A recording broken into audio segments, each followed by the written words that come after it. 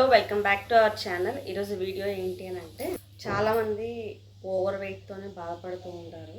అలాంటి వాళ్ళు ఫుడ్ మానేసి తర్వాత డైటింగ్లు చేసి ఎక్సర్సైజులు చేసేసి చాలా అలసిపోయి చాలామంది స్ట్రెస్కి గురైపోతారు అనమాట. అలాంటి వాళ్ళు హెల్త్ ప్రాబ్లమ్స్ కూడా తెచ్చుకుంటారు.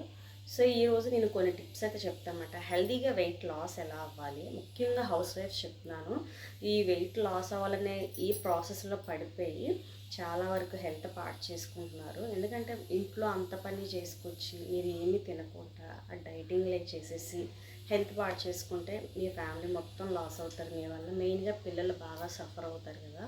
సో అలాంటప్పుడు మనం ప్రాపర్ ఫుడ్ తీసుకుంటూ వెయిట్ లాస్ అవ్వాలి. ఒకేసారి కేజీలు తగ్గిపోవాలంటే చాలా కష్టం. ఎందుకంటే హౌస్ వైఫ్ ఏంటంటే ఇంట్లో పని చేసేసి ఎప్పుడు అలసట వస్తుందో తెలియదు. మధ్యాహ్నం పూట పడుకుంటే పొట్ట వచ్చేస్తుంది, లేకపోతే వెయిట్ గెయిన్ అయిపోతారు. కానీ కొన్నిసార్లు తప్పదు. కొంతమంది మార్నింగే లేస్తారు 5కి 4:30కి లేచి పిల్లల కోసం హస్బెండ్ కోసం క్యారేజీలు కట్టే వాళ్ళు ఉంటారు. ఏదైనా సరే 6 బిలో లెగిస్తారు. అలాంటి వాళ్ళు కొంతమంది లేట్ నైట్స్ పడుకొని మళ్ళీ మార్నింగ్ లెగడం, ఇలాంటి స్ట్రెస్ వల్ల మధ్యాహ్నం ఫుడ్ తినగానే మంచిగా ఒక స్నాప్ అయితే వేస్తారు. సో అక్కడ చాలా పెద్ద ప్రమాదం అట. మధ్యాహ్నం పూట పడుకుంటే కంపల్సరీగా వెయిట్ గెయిన్ అయిపోతారు. సో మ్యాక్సిమం అవాయిడ్ చేయండి, కానీ తప్పదు. సో ఆ కొంచెం నిద్ర అయినా లేకపోతే నెక్స్ట్ డేకి మనం హెల్తీగా ఉండలేము, నెక్స్ట్ ఇంకో వర్క్ చేసుకోలేము కదా.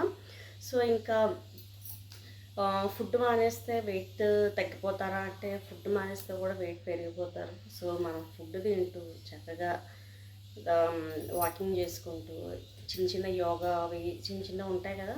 సో బ్రీతింగ్ ఎక్సర్సైజులని ఇంట్లో మనకు తెలిసి తెలియని చిన్న ఎక్సర్సైజులు చేసుకొని వాకింగ్ చేసుకుంటూ చక్కగా హెల్తీగా ఎక్కువ వాటర్ తీసుకుంటూ మనం హ్యాపీగా వెయిట్ అనేది లాస్ అవ్వచ్చు. సో దానికి నేను కొన్ని టిప్స్ అయితే చెప్తాను, చాలా కేర్ఫుల్గా వినండి. సో కంపల్సరీగా యూజ్ అవుతాయి. ముఖ్యంగా జీరా వాటర్. సో మార్నింగే లెగిస్తారు కదా, ఈ హనీ వాటర్ ఇవన్నీ కాదు అసలు. హనీ స్వీట్ కాబట్టి మన బాడీలో ఇంకా స్వీట్ వల్ల ఎక్కువ వెయిట్ పెరిగే ఛాన్సెస్ ఉంటుంది. సో హనీని పక్కన పెట్టండి. చక్కగా నైట్ కొద్దిగా స్పూను జీరా తీసుకొని నానబెట్టేసుకోండి. ఒక ఫ్రెష్ వాటర్లో తీసుకోండి.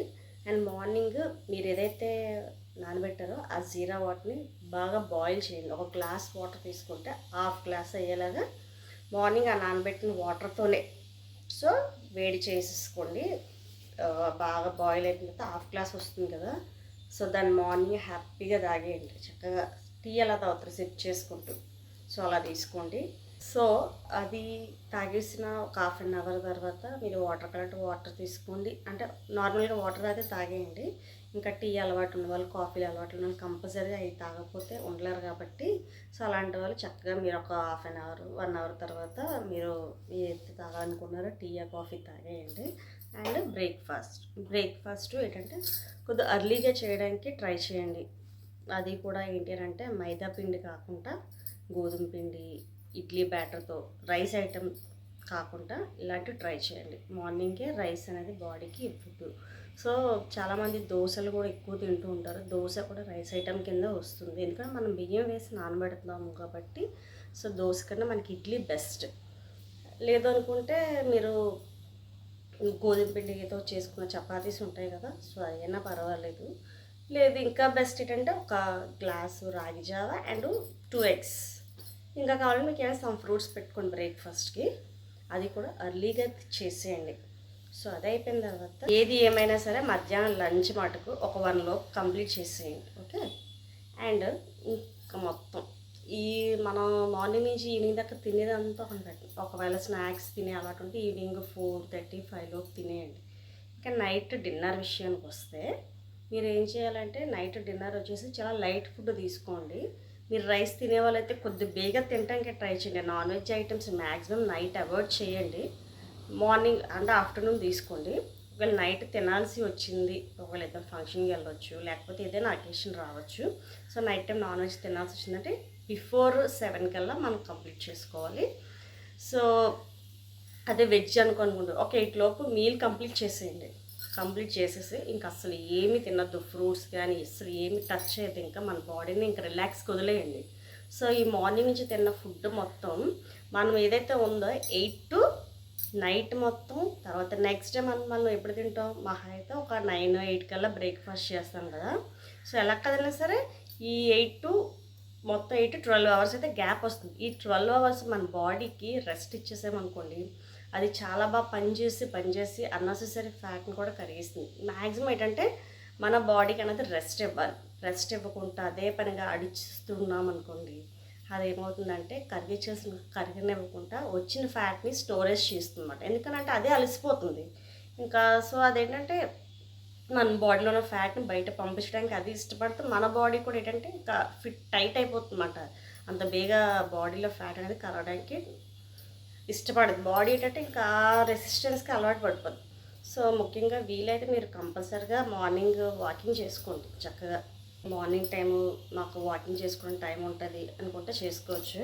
చక్కగా మార్నింగ్ ఒక 10 లోపు పిల్లలు స్కూల్కి వెళ్ళిపోయిన తర్వాత మీకు ఇంట్లో పనులు అయిపోయి టిఫిన్ కూడా చేసేసి చక్కగా ఒక 10 లోపు మీరు వాకింగ్ చేసుకోండి. చక్కగా ఎండ వస్తుంది కదా, ఆ టైంలో మీరు వాకింగ్ చేస్తే చక్కగా మంచి డి విటమిన్ వస్తుంది, మన స్కిన్ బాగుంటుంది, అండ్ అన్నిటికీ చాలా బాగా వర్క్ అవుతుందన్నమాట. ఆ ఎండలో ఎక్కువ అవసరం లేదు, ఒక 15 మినిట్స్ నడవండి చాలు.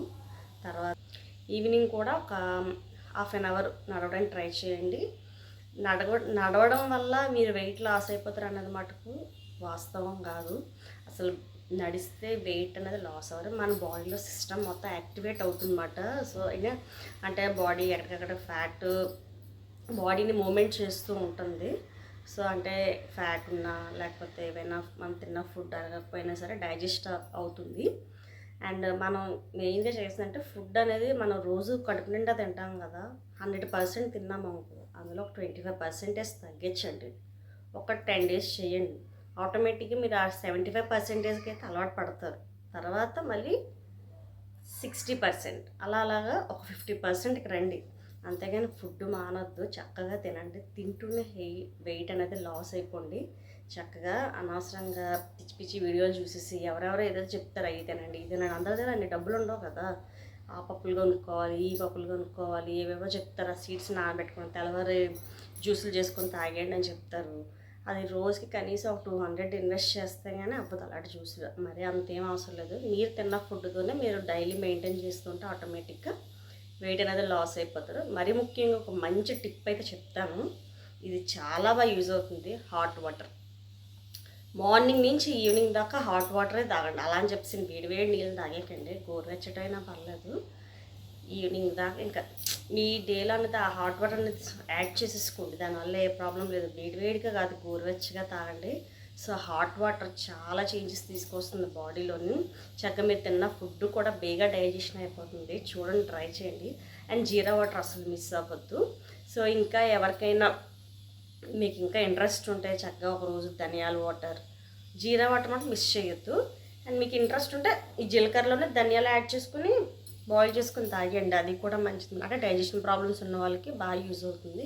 ఇంక ఇదేమాట చిన్న టిప్స్ ఫాలో అవుతే మనం ఈజీగా వెయిట్ లాస్ అవ్వచ్చు. ఇంకా మీకు ఎలాంటి టిప్స్ కావాలో కామెంట్ చేయండి, డెఫినెట్గా వీడియో చేస్తాను.